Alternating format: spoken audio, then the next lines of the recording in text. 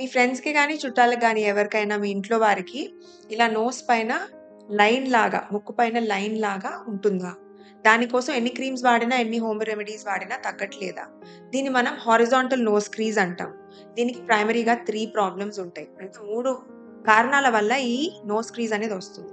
First ఏంటి అంటే allergic. అంటే ప్రతిసారి ఈ నోస్ లీకేజ్ ఉండడం, పోస్ట్ నేసల్ డ్రిప్, సైనోసైటిస్ ఇలా nose related allergies, respiratory system allergies ఉండే వారికి నోస్ కంటిన్యూయస్‌గా ఇచ్చింెస్ వల్ల ఇలా అంటూ ఉంటారు నోస్‌ని. సో, ఇలా అనడం మూలంగా అక్కడ క్రీజ్ అనేది ఫార్మ్ అవుతుంది. రెండోది డాండ్రఫ్ కూడా దీనికి కాంట్రిబ్యూషన్ అవుతుంది. తలలో ఉండే చుండ్రు ఫేస్ పైన కూడా వచ్చే ఛాన్సెస్ చాలా ఎక్కువగా ఉంటాయి.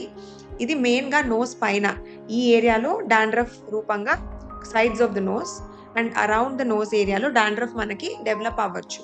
దీంట్లో డాండ్రఫ్ అంటే ఫంగస్ లేదంటే ఈస్ట్ కాంట్రిబ్యూషన్ ఉంటుంది. థర్డ్ రీజన్ ఏంటంటే ఓవర్ వెయిట్ ఆర్ ఒబేసిటీ.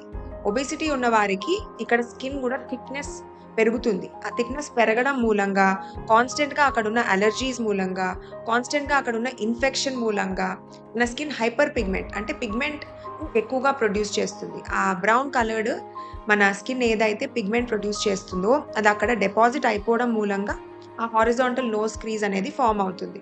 మరి ఇది క్రీమ్స్ వల్ల ఎందుకు తగ్గదు? ఎందుకంటే దీంట్లో 2 కాంపోనెంట్స్ ఉంటాయి. ఒకటి స్కిన్ సర్ఫేస్ సెల్స్ అంటే స్కిన్ సర్ఫేస్ పైన థిక్‌నెస్ పెరగడం మూలంగా, రెండోది డీపర్ లేయర్స్‌లో పిగ్మెంట్ డిపాజిట్ జరగడం మూలంగా. సో, ఈ 2 లేయర్స్‌లో ప్రాబ్లమ్ ఉంటుంది కాబట్టి మనం క్రీమ్స్ గానీ, హోమ్ రెమెడీస్ గానీ యూజ్ చేసినప్పుడు ఈ సర్ఫేస్ మాత్రమే మనం అటెండ్ చేయగలుగుతాం. డీపర్ లేయర్స్‌ని మనం అటెండ్ చెయ్యలేము. సో, ఇక్కడ మేము 2 స్కిన్ ట్రీట్మెంట్స్ అనేది కాంబినేషన్‌లో చేస్తాం క్లినిక్‌లో. ఒకటి ఏంటంటే సూపర్ఫిషియల్ ఏరియా రెజువనేషన్ అంటే సూపర్ఫిషియల్ లెవెల్‌లో స్కిన్ థిక్‌నెస్ ఎక్కడైతే ఇంప్రూవ్ అయిందో, ఇంక్రీజ్ అయిందో దాన్ని మనం రిమూవ్ చేయడం. ఇది కెమికల్ పీల్స్ ద్వారా చేస్తాము. రెండోది డీపర్ లేయర్స్‌లో డిపాజిట్ అయిన పిగ్మెంట్‌ని రిమూవ్ చేయడం. ఇది మనం క్యూసుచెండియాగ్ లేజర్ ద్వారా బ్రేక్ డౌన్ చేసి రిమూవల్ అనేది జరుగుద్ది. మరి మెడికల్ మేనేజ్‌మెంట్ ఏంటి? ఇక్కడున్న allergic component, fungal infection component and insulin రెసిస్టెన్స్‌ని మనము ట్రీట్ చేయగలిగితే ఇది మనకి రికరెన్స్ అనేది ఉండదు. సో, ఈ 3 మెడికల్ కండిషన్స్ కరెక్ట్ అవ్వాలి. ఈ 2 మెడికల్ ప్రొసీజర్స్ అంటే కెమికల్ పీల్స్ ఇంకా లేజర్ టోనింగ్ అనేది చేస్తే వితిన్ 6-12 మంత్స్ ఈ కండిషన్‌ని మనం కరెక్ట్ చేసుకోవచ్చు.